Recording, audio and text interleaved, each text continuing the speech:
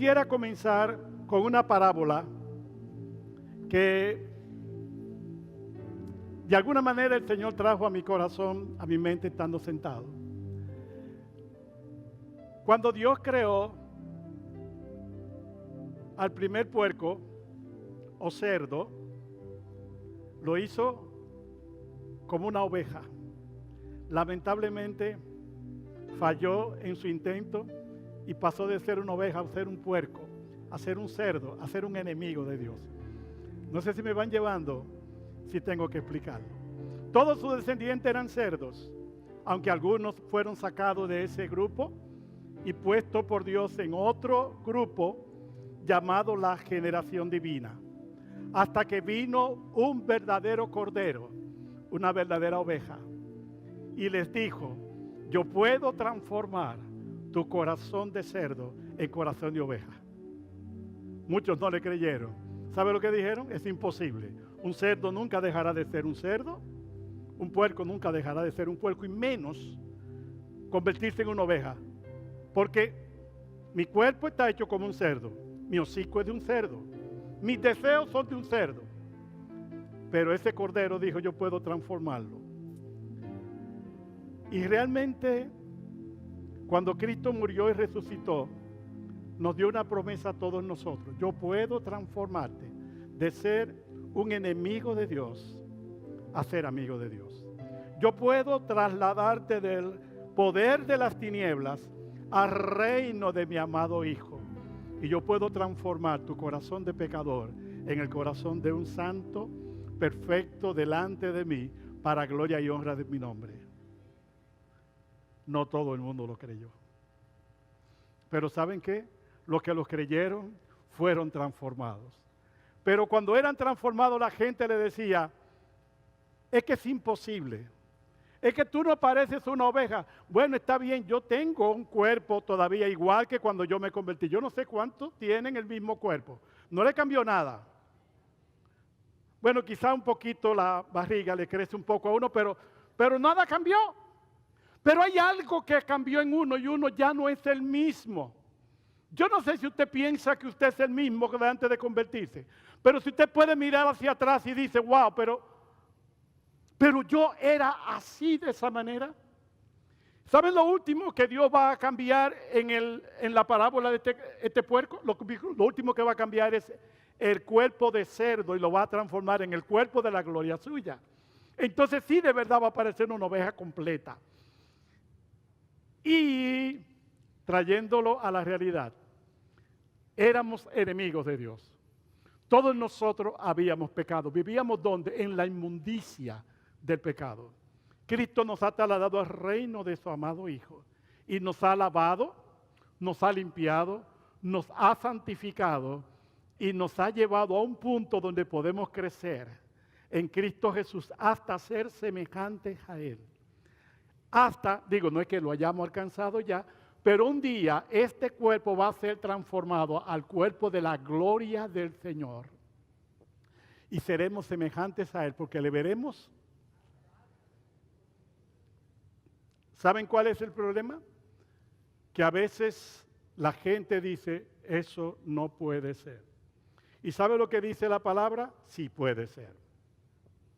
Y el problema es que nosotros estamos entre dos líneas. O le creemos a Dios o le creemos al mundo, o le creemos a lo que yo estoy mirando y no lo que Dios ha dicho. Por eso yo quiero leerles en Romanos capítulo 8, versículo 1 al 6. Ahora pues, si pueden abrir sus Biblias o encenderlas, pueden leer conmigo Romanos capítulo 8, verso 1 al 6. Porque déjeme decirle algo: si usted no lee continuamente la palabra, llegará un momento en que la palabra de otro va a influir en su corazón y usted va a decir: ¿es verdad? Porque mire, esta mañana discutí yo con mi esposa. Yo todavía sigo siendo el mismo. No, usted no es el mismo. Usted pudo haber discutido con su esposa en la mañana. Usted pudo haberse sentido mal por un motorista que se le pasó por delante, o uno de esos choferes que andan por ahí siendo imprudente. Y nosotros a veces también lo somos. Pero a veces uno pierde la paciencia y uno dice: pero ¿Cómo puedo yo decir que yo estoy en un punto donde ya no ando en la carne, donde yo soy perfecto, donde yo soy santo y me pasó esto? Eso no quiere decir lo mismo que usted piensa. Ninguna condenación hay para los que están en Cristo Jesús.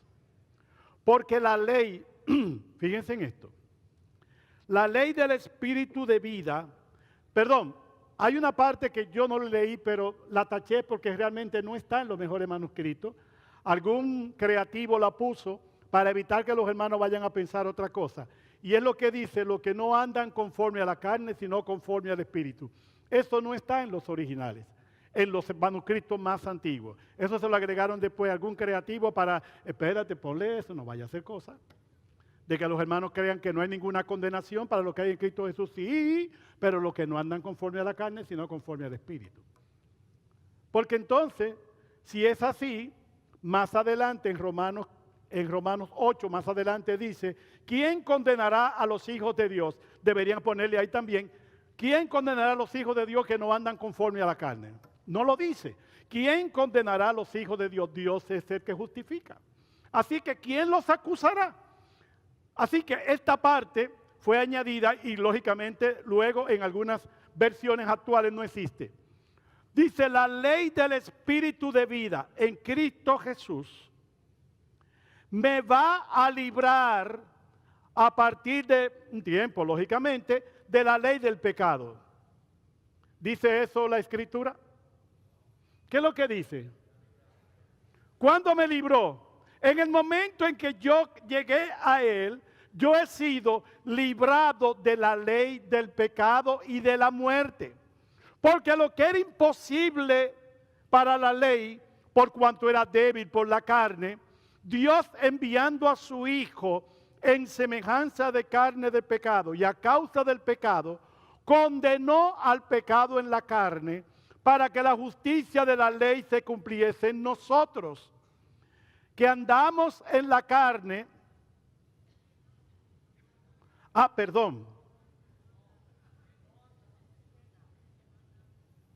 Que no andamos en la carne, conforme a la carne. ¿Usted cree eso de verdad? ¿Que usted no anda conforme a la carne? Bueno, ¿se dan cuenta que lo que dice Dios es una cosa y lo que pensamos nosotros es otra? Todavía puede subir a alguien y decirle a usted que usted no anda en la carne. Levante la mano los que andan en el Espíritu, a ver cuánto hay aquí. Pues yo no veo a nadie aquí que ande en el Espíritu. Y si usted levanta la mano, pues usted anda en el Espíritu, pues está bien. Pues usted no hace esto, ni esto, ni esto, ni esto. Pues con todo eso, yo ando en el Espíritu, yo no ando conforme a la carne. Yo voy a decir lo que dice Dios, no lo que diga usted. Lo que dice la Escritura. Óigame, lo que no, porque no andamos conforme a la carne, sino conforme al Espíritu. Porque los que son de la carne, y está hablando de los impíos, piensan en las cosas de la carne. Pero los que son del Espíritu, en las cosas del Espíritu. Porque el ocuparse de la carne es muerte, pero el ocuparse de la vida es espíritu y es paz. Y es algo que es una palabra que a mí me ha estado taladrando el corazón continuamente. Es posible que yo pueda llenar el estándar de Dios, de lo que Dios ha dicho. ¿Y saben lo que el Señor me dijo? Tú no lo puedes llenar, porque ya está lleno. Tú no puedes llenar mi estándar, porque ya yo lo llené. Tú no tienes que morir por tus pecados, ya yo morí. Tú no tienes que ser transformado por el Espíritu, porque ya yo lo he puesto dentro de ti. Tú no puedes pensar en hacer cosas porque eso es de la ley. En la gracia, nosotros simplemente lo que hacemos es rendirnos y todo lo que Dios ha preparado para nosotros ya lo ha hecho en Cristo Jesús, Señor nuestro.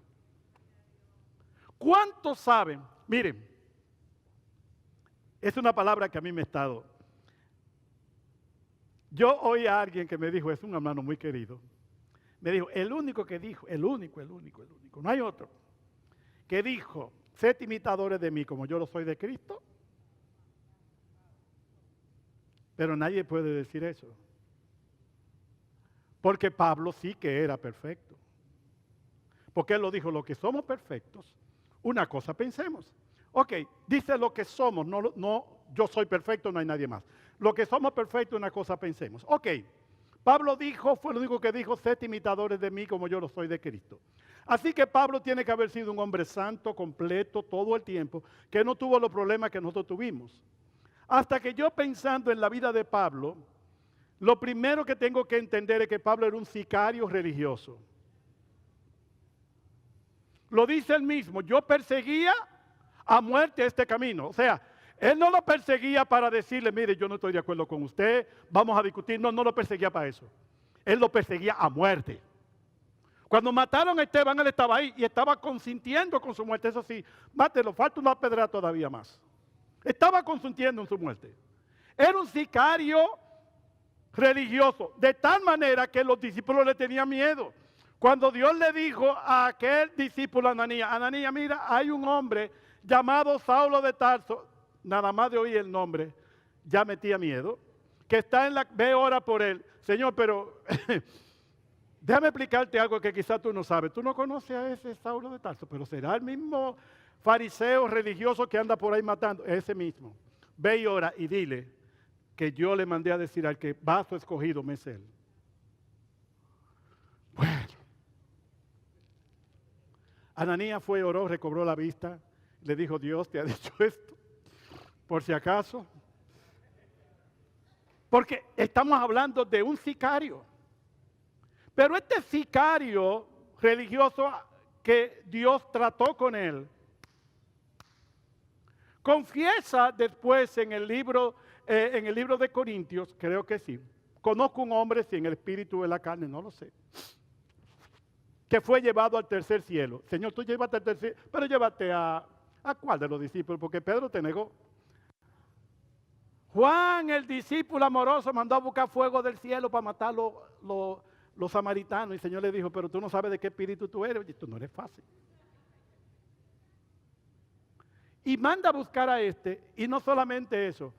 Este sicario después confiesa y dice que tiene un mensajero satánico en su propio cuerpo que lo ataca día y noche. Y le pidió al Señor que se lo quite. El Señor le dijo, bástate mi gracia, porque mi poder se perfecciona en tu debilidad. Y este sicario, este hombre que tenía un espíritu demoníaco, lo dijo él, no lo dije yo, que lo atacaba día y noche, y que el Señor le dijo, déjalo ahí. Tus debilidades te van a adornar, gloríate en tus debilidades para que repose sobre ti mi poder. Ese hombre fue el que dijo, sed imitadores de mí como yo lo soy de Cristo. Yo no sé usted, pero yo no era tan malo así. Yo nunca perseguía a la iglesia, yo veía al evangélico y yo decía, yo no soy como ustedes, pero yo nunca lo perseguía. Yo nunca fui a buscar un evangélico para matarlo. Que yo sepa, no tengo ningún mensajero satánico sobre mí, pero yo no puedo decir sed imitadores de mí, porque yo lo soy de Cristo, porque eso además lo puede decir Pablo. ¿Se dan cuenta de lo que quiero decir? No es Pablo, es el Espíritu de Dios en Pablo. No es Pablo, es la gracia de Dios. ¿Y saben qué? Esa gracia ha sido derramada en cada uno de nosotros. Créalo, porque es así. Si usted no cree que la gracia no le ha sido o entonces usted está viviendo, escúcheme bien. Hay gente que piensa que es santo por algo que hizo. Eso es de la ley. La ley te daban algo como recompensa por lo que tú hacías. Si tú no haces esto, yo te voy a dar esto. Si tú haces tal cosa, yo dejaré de dártelo. En la gracia no es así.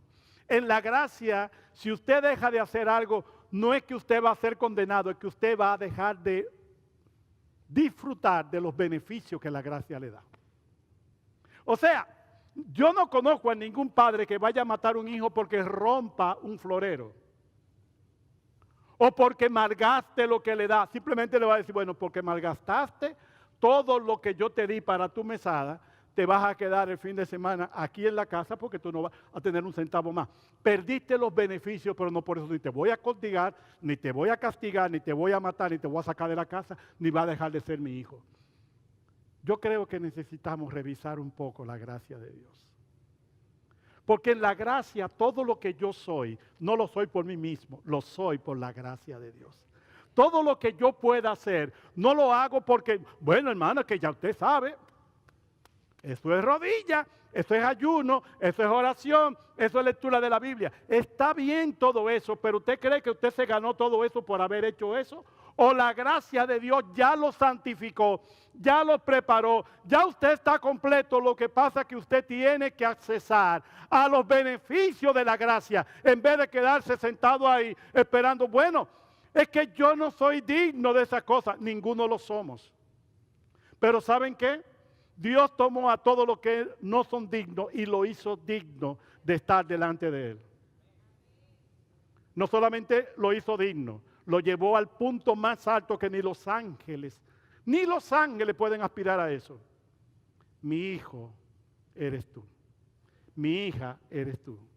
Si Dios nos ha llevado al punto de ser su familia, ¿qué no nos dará Dios también con el Hijo? No lo dice la Escritura. Si Dios nos ha dado todo en Cristo Jesús. Dice, si siendo enemigos, Dios nos ha llevado a su presencia, nos ha hecho su familia, ¿cuánto más no nos dará el Señor en Cristo Jesús, Señor nuestro, ahora que somos hijos? Pero, por si acaso, usted piensa que, bueno, está bien, le voy a dar otra buena noticia. Usted es un heredero. ¿Lo creen? Herederos de Dios. Y déjenme decirle algo, coheredero con Cristo. ¿Sabe lo que significa la palabra coheredero? Si a ti te dan 100, a mí me dan 100.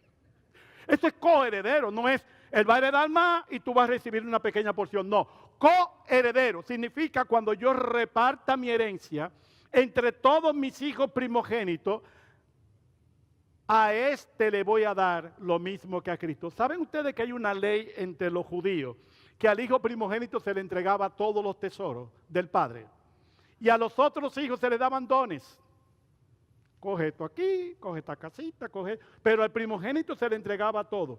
¿Sabían ustedes que Dios nos ha hecho a nosotros todos hijos primogénitos para que heredemos juntamente con Cristo y seamos coherederos con Él? Pero le tengo una buena noticia que puede ser mala si usted no lo atiende. Y es que si usted no alcanza la madurez, aunque usted sea coheredero, no se la van a entregar. Pero venga acá, pastor, ¿y cómo es esto? Bueno, la Biblia dice, si sufrimos con Él, reinaremos con Él.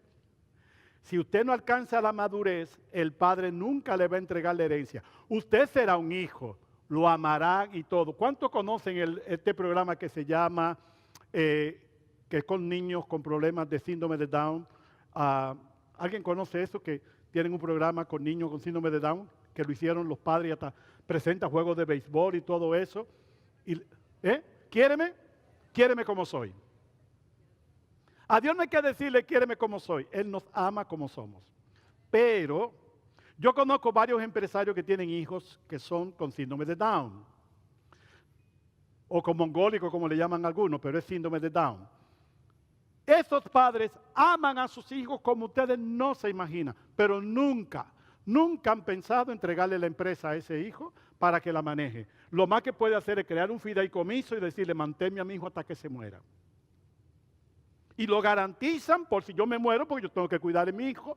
Cuando él sobreviva, entonces darle un fideicomiso para que él se mantenga. Pero nunca le voy a entregar la herencia. ¿Qué creen ustedes que hará Dios a aquellos que no maduren en Él? Aquellos que no tengan la idea de llegar a ser, como dice la Escritura, el varón perfecto, a la estatura del varón perfecto que es en Cristo Jesús, Señor nuestro.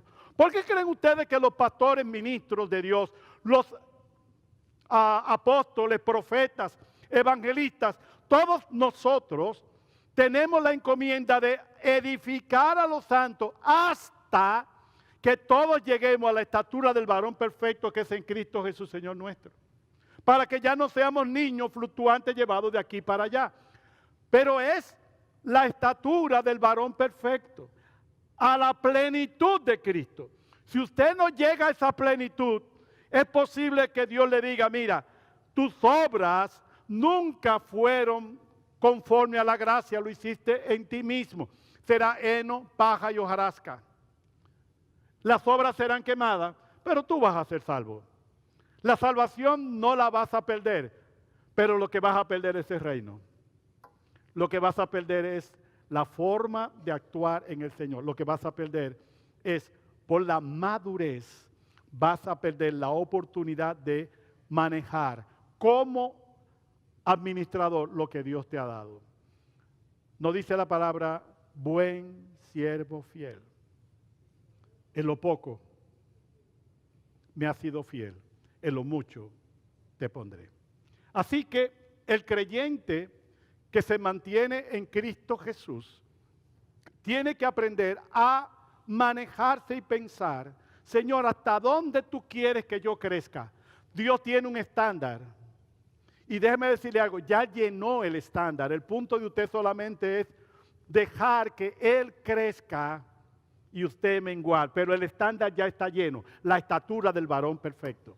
Si usted aspira a eso diariamente y se olvida un poco de perder su tiempo con redes sociales, con tonterías a veces que nos dan por querer ganar más y más y más. Total, al final todo lo que uno puede ganar en este mundo se puede perder en un día.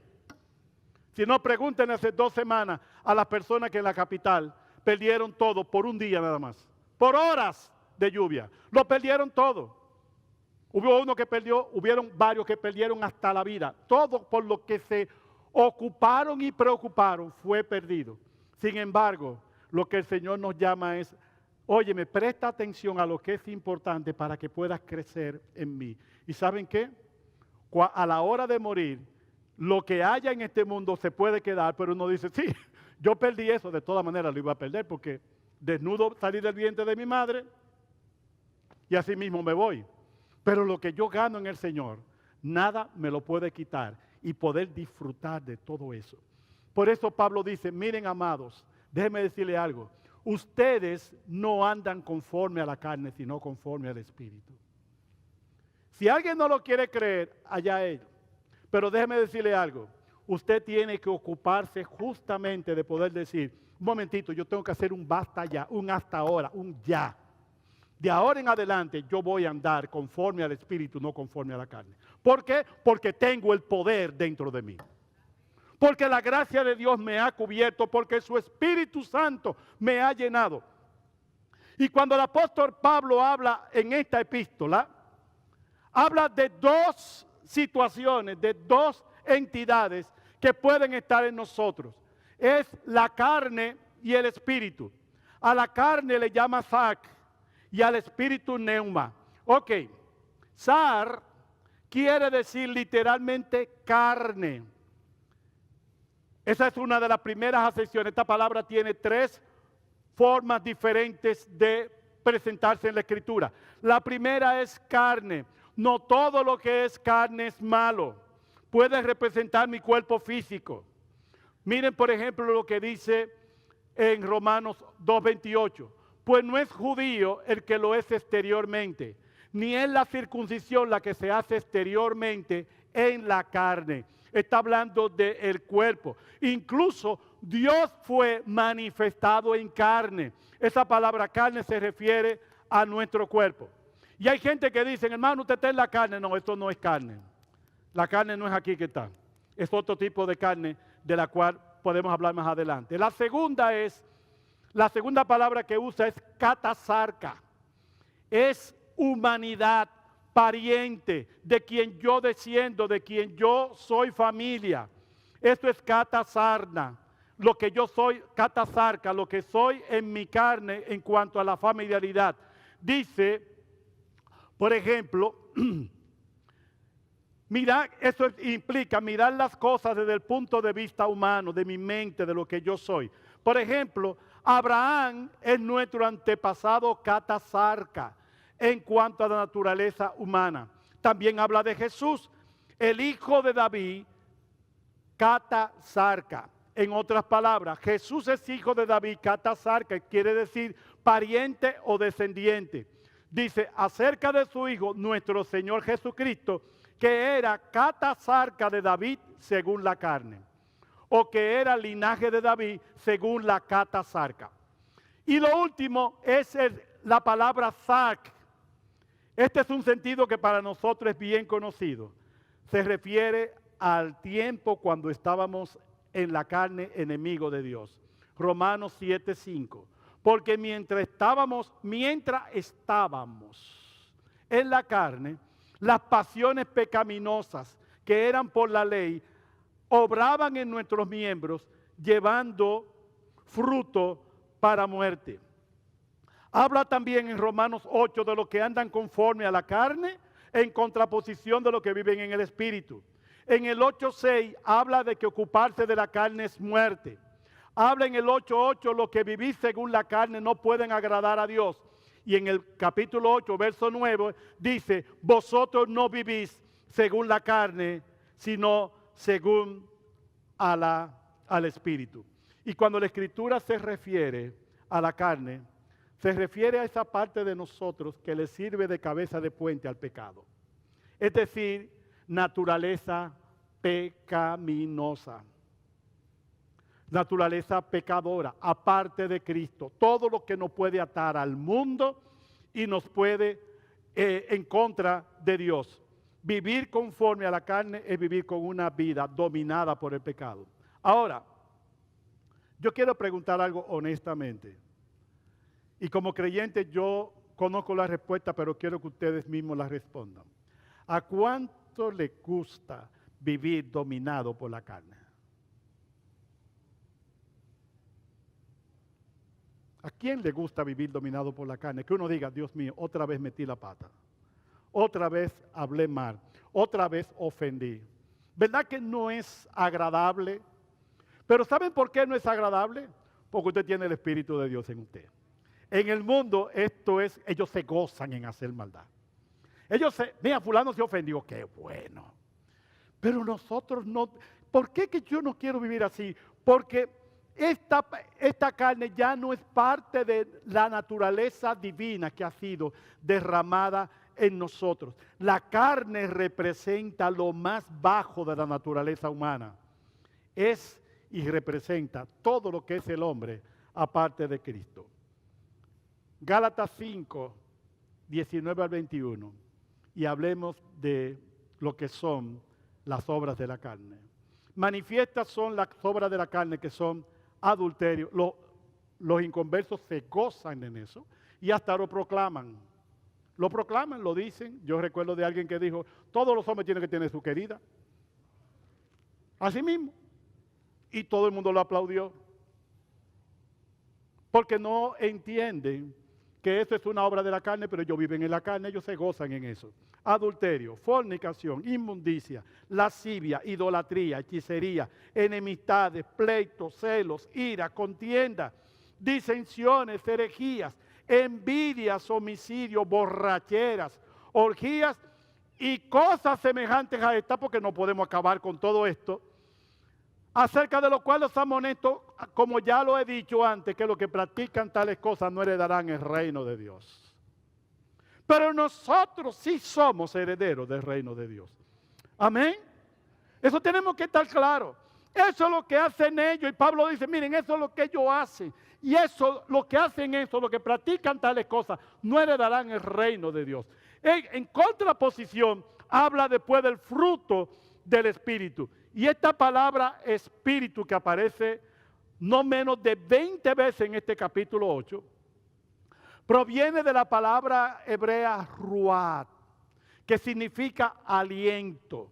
Cuando dice la palabra, y sopló Dios aliento de vida en este muñeco de barro que era Adán, porque dice que lo formó de la tierra y sopló en él aliento de vida. Ese aliento de vida lo que implica es que Dios es nuestro hálito de vida. Nosotros vivimos por Él, en Él y para Él. Ese aliento de Dios es lo que nos mantiene vivos pero una vida que prácticamente es cuerpo y alma.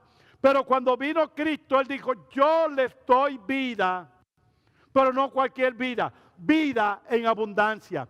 Esa es la vida Zoet, esa es la vida eterna, algo que perdimos en el Edén y recuperamos en Cristo. Así que la otra palabra es la palabra viento, que tiene un sentido de algo poderoso, como un potente viento de tempestad. En el Nuevo Testamento se le llama dunamis, que es una fuerza que provoca una explosión. Claro, de ahí viene la palabra dinamita, no que vino de la... Dunamis no viene de dinamita, la dinamita a todo ser humano. Ahora, todos nosotros vivíamos antes bajo la ley del pecado y de la muerte. Pero cuando se manifestó esa gracia de Dios, hay una ley que opera en nuestros miembros, la ley del Espíritu de vida. Y esa ley me ha librado. Vuelvo y lo repito, me ha librado. Usted puede decirle al que está a su lado, me ha librado. ¿Sabe lo que significa eso? Dígalo y lo entienda. Yo he sido librado, o sea, yo estoy libre de esa ley. Pero pastor, usted a veces puede cometer, sí, yo a veces puedo, todavía me salen algunas cosas al animal anterior en que yo era. Pero eso no significa que yo no he sido librado, ya el pecado no tiene poder sobre mí, ni tiene poder sobre usted, créalo, amado, porque si usted piensa que el pecado tiene poder, se va a poner por debajo de él aunque no tenga cadena. Me recuerda aquel elefante que durante toda su vida estuvo atado a una cadenita cuando era un elefante pequeño y por más que intentaba soltarse no podía. Y creció y un día lo libraron de la cadena y el elefante no se podía mover, siempre hacía así. Ya él podía quitar la cadena de un tirón, pero no porque estaba acostumbrado a eso. Ya usted ha sido librado, las cadenas han sido rotas. Ahora usted puede ser un hombre y una mujer perfecta. El que me diga a mí que un hermano no puede llegar a crecer a la estatura del varón perfecto, le digo, bueno, eso lo dice usted, pero no es lo que dice la Escritura. Amado, miren, es algo que yo dije, que yo no puedo ya está bueno de estar estando atado a un pecado que ya el Señor me libró. Es como si el Señor me dijera, pero mi hijo, ¿cómo tú puedes todavía seguir atado cuando tus manos están sueltas? ¿Cómo tú puedes todavía decir, pero Señor, yo todavía peco? Está bien, puede que peque, mi sangre está ahí para limpiarte, pero no va a ser así todo el tiempo. El que es nacido de Dios no peca. Ay, amados, si pueden entender esto. Lo que es nacido de Dios no peca. Porque la simiente de Dios que está en él es un poder poderoso. Es un poder que sobrepasa cualquier poder. Si Dios no es capaz de transformarme, entonces, ¿qué hacemos nosotros sentados aquí? Si Dios no es capaz de transformarme, entonces, me pregunto, ¿y nosotros entonces? Amado, y entonces uno dice, que hay que llegar a la estatura del varón perfecto. Bueno, hermano, yo conozco hermanos que dicen, yo doy gracias a Dios que yo soy un pecador perdonado y redimido. ¿Eso es lo que usted? Yo no soy un pecador redimido. ¿Qué no? No, ya yo pasé esa etapa.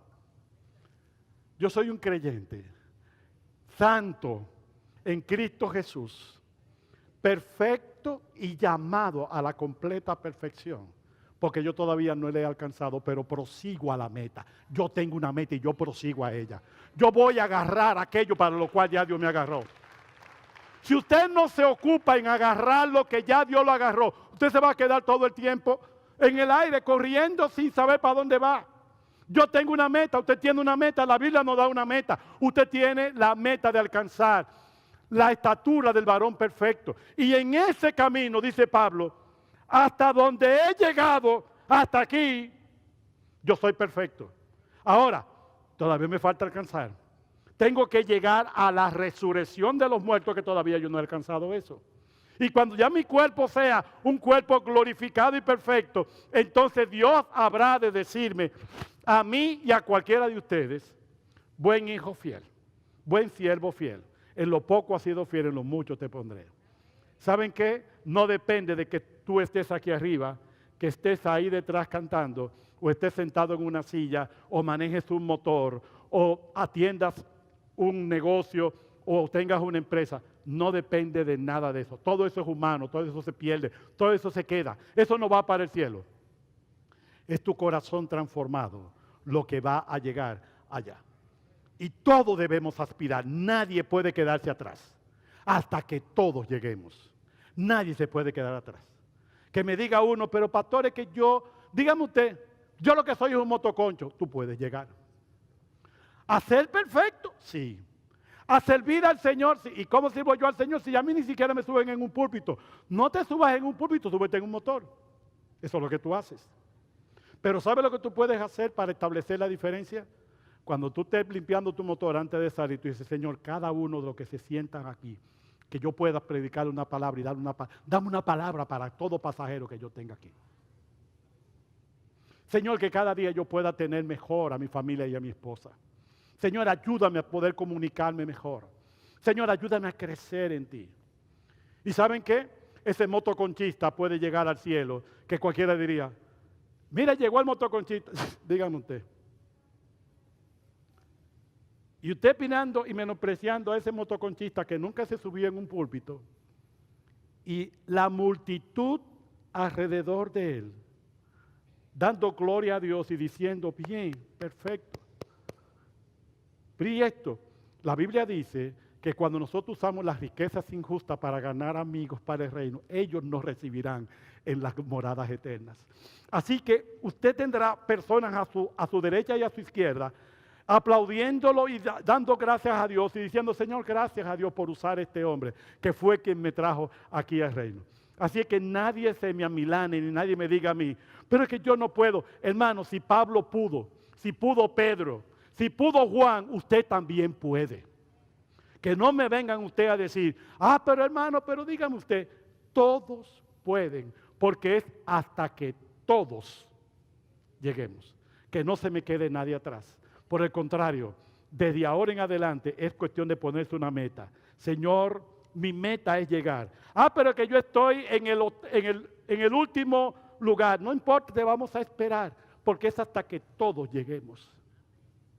Siempre y cuando tú no te sientes en la línea de salida, esperando, no, yo espero hasta que Cristo venga o que me den una mesita. Con una casita yo me conformo. Mire, hermano, si usted no llega, usted no va a recibir nada. Se va a quedar ahí. Corra de tal manera de alcanzar la meta y ganar la medalla de oro. Está guardada para cada uno de nosotros. Tiene su nombre y está establecido en los cielos.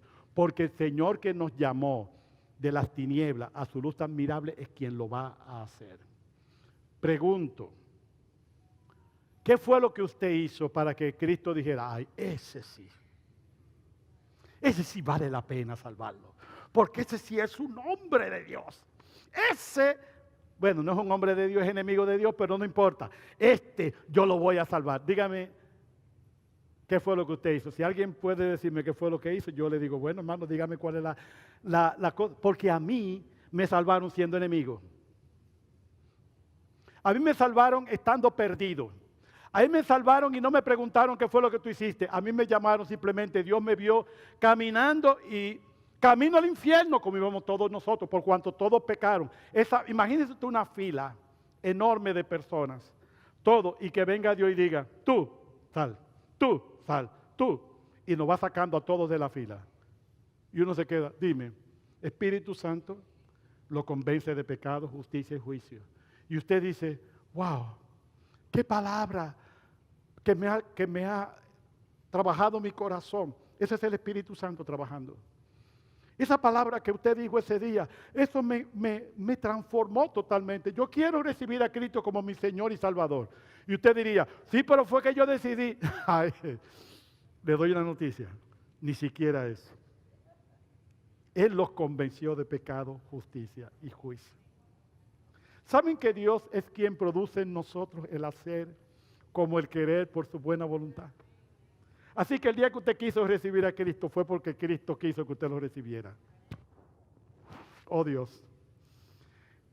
¿Saben lo que implica esto? Que como dice Pablo, yo he trabajado más que todo, pero es la gracia de Dios en mí. Si la gracia de Dios nos hubiera derramado, nosotros ninguno estuviéramos aquí. Porque si por mí fuera, ¿quién de nosotros fue al cielo a decirle a Dios, envía a Cristo cuando necesitamos? No, Cristo vino simplemente y puso en nosotros, en nuestros corazones, el deseo de recibirlo. Y creímos en nuestro corazón, confesamos con nuestra boca y fuimos salvos. Y lo bueno de todo esto es que Dios nos aplaude. Bien, mi hijo, ha llegado. Pero tú fuiste que me trajiste, sí, pero mi gracia fue la que ha hecho todo eso. Y aunque tú no lo creas, mi gracia te ha transformado y seguirá transformándote. Si eso fue en el momento de creer, que era imposible para todos nosotros, dígame usted, ahora que usted es un hijo de Dios, ¿qué no puede hacer Dios en usted? Se lo voy a decir como dice la Biblia. Porque lo que era imposible para la ley, por cuanto era débil por la carne, Dios enviando a su Hijo en semejanza de carne de pecado, estoy en Romanos capítulo 8, versos 3 y 4, y a causa del pecado condenó al pecado en la carne para que la justicia de la ley se cumpliese en nosotros, que no andamos conforme a la carne, sino conforme al Espíritu. Como Él compartía con nosotros un cuerpo de carne, de debilidades, por medio de su vida sin pecado, condenó al pecado, esto es como un rejuego de palabras, condenó al pecado en su carne, a fin de terminar con su poder, y nos ha dado a nosotros la libertad, para que podamos vivir una vida santa y perfecta. Nuestro problema es entender que este asunto se basa en que pensamos que para alcanzar algo que ya Dios dijo que alcanzamos en Cristo Jesús, necesitamos hacer una obra relevante. Usted no alcanza lo que Dios tiene para usted por haber hecho algo. Usted hace algo por lo que ya Dios ha alcanzado en usted. No sé si lo pueden entender. Hay un rejuego de palabras. Uno piensa, bueno, yo tengo que hacer esto y esto y esto para alcanzar esto. No, Dios te lleva ahí y todo lo que tú haces es en agradecimiento a aquello. Usted no puede hacer nada si Dios no lo ha alcanzado primero. Usted no puede llegar a un punto si Dios no lo lleva a ese punto. Por eso dice Pablo, para ver si puedo hacer aquello para lo cual ya fui asido en Cristo Jesús, Señor nuestro. Así que esta es la ley de vida en Cristo Jesús. Piensen en esto. Cuando está hablando de Adán, todos nosotros fuimos involucrados en el pecado de Adán, ¿cierto? Yo no fui el que pequé, fue Adán. Señor, ¿por qué tú me echas a mí la culpa de lo que Adán hizo? Bueno, mi hijo, porque tú eres descendiente de él. Y por cuanto él desobedeció, tú también eres un desobediente. Por cuanto él pecó, tú también eres un pecador. Por cuanto él no hizo mi voluntad, tú tampoco. Pero ¿qué culpa tengo yo de haber descendido de Adán? Ese es mi problema. Ese es el problema de cada uno de nosotros. Y uno dice, pero ajá, ¿y entonces ahora, Señor? Bueno, cuando Adán desobedeció, todos nosotros desobedecimos. Así que nacimos con temor, nacimos con miedo, nacimos con echándole la culpa a otro. Y ustedes saben que eso se manifiesta desde pequeño. No hay un niño pequeño que rompa algo que diga, yo fui, perdóname, yo lo reconozco que yo fui que lo rompí. No siempre dicen, no mami que eso estaba mal puesto, no mami que fue mi hermanita, no mami que fue el gato. Le echan la culpa a todo el mundo porque eso viene de Adán. Y uno se pregunta, pero ¿y cómo un niño tan pequeño? Yo tuve 3 hijos y yo sé lo que es eso. ¿Cómo que un niño tan pequeño ya sabe, aprenden a decir mentiras? Y la primera palabra que aprenden es no. Yo no sé si ustedes se han dado cuenta, pero lo primero que aprende un muchacho es no. Y se le nota la rebeldía y no deje de darle leche porque si es verdad que medio barrio se va a levantar. Pues dice, a mí me dan leche hoy o aquí no duerme nadie. O sea, es la misma. Y uno dice, pero Adán y Eva también, por si acaso.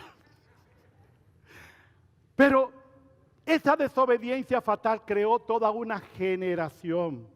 Pero ahora llega Cristo y su perfección. En su perfección le ofreció a Dios la perfecta obediencia. Los hombres que antes estaban involucrados en el pecado de Adán son ahora salvos porque están incluidos en la bondad de Cristo. gracias a la obra de Cristo, se nos ofrece una vida que no está dominada por la carne. ¿Saben? Déjenme decirle esto, y fue algo que yo aprendí. Si Cristo no fue dominado por la carne, ¿entienden eso? Si Cristo no era esclavo del pecado, ¿entienden eso? ¿Sí? ¿Por qué si Cristo vive en mí, yo tengo todavía que ser esclavo de la carne y esclavo del pecado? Pregunto. Pero si Él está en mí, el Espíritu que es poderoso está en mí, ¿cómo es posible que si en Cristo tuvo ese efecto, por qué lo va a tener en mí? Lo contrario, ¿por qué no lo va a producir en mí? Déjeme decirle algo, todos nosotros tenemos el potencial de crecer en el Señor y siendo santos, cada día estar camino a la perfección. Yo soy santo, yo sé que yo no soy esclavo del pecado. Me pueden decir 3 cosas, o le pueden, ¿sabe cómo son la gente? Y eso de que dice que es santo, sí, yo lo soy. Cometí un error, yo tengo la sangre ahí para ayudarme a cubrir mis errores hasta que todos lleguemos. Fíjense, el hasta implica un proceso. Hasta que hay personas que todavía hay que estarle trabajando mucho, hay otros que hay que trabajar menos, pero todo hasta que todos lleguemos. Se nos ofrece una vida librada del pecado y el Espíritu de Dios que llena nuestra vida, un poder que yo ni conocía, me anula el pasado y me asegura la fuerza para el futuro. Ese Espíritu de Dios anula todo mi pasado, me da un presente glorioso y me prepara para el futuro.